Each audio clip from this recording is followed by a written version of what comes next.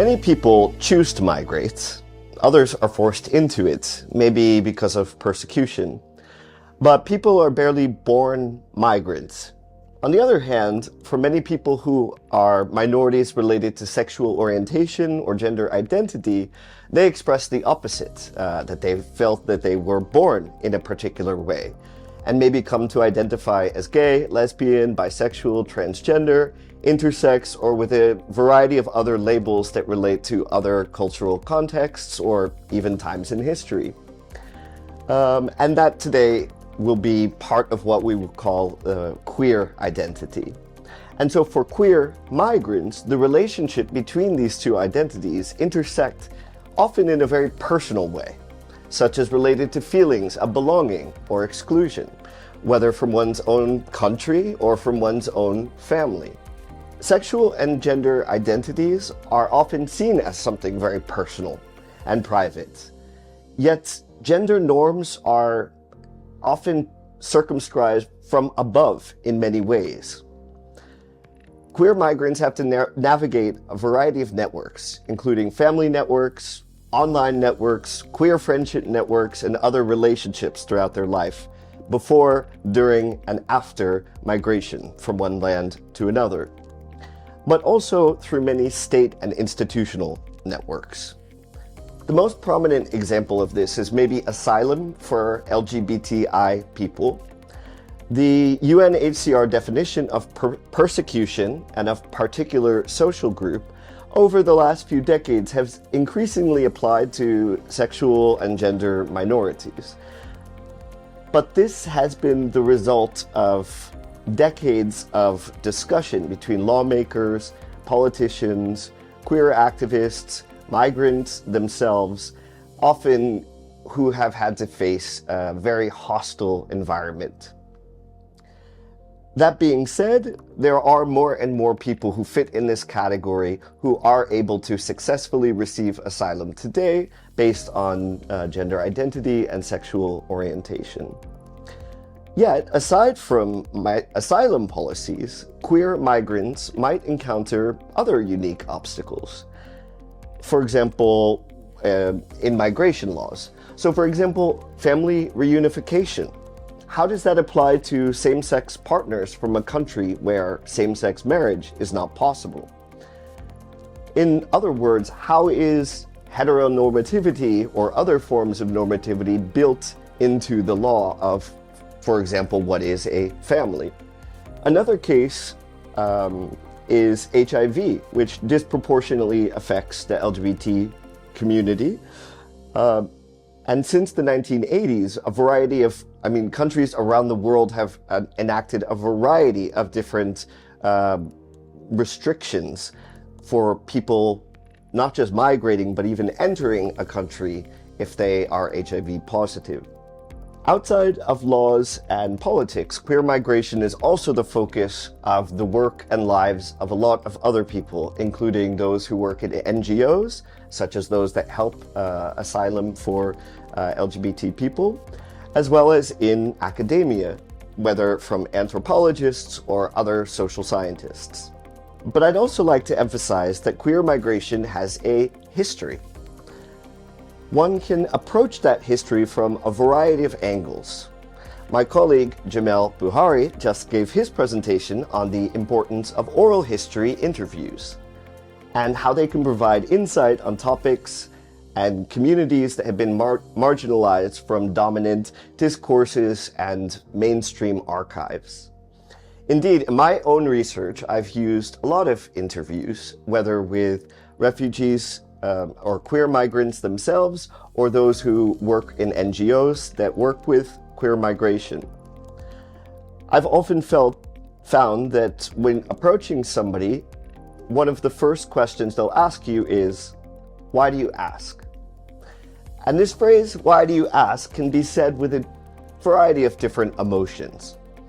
It can be with excitement or interest that somebody actually wants to hear about their experiences or their lives. But it could also be suspicion. Why do you ask?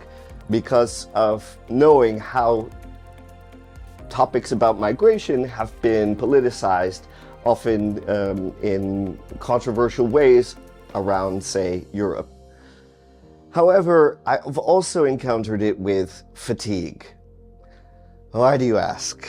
And this is because a lot of queer migrants themselves and those who are working in that field have the duty, they feel, to provide their own narratives for those who are looking to understand a topic that is not often that well known, queer migration.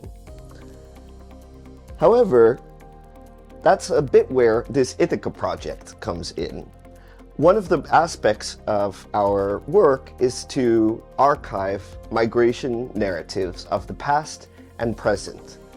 And indeed, archives today do already include many narratives related to queer migration.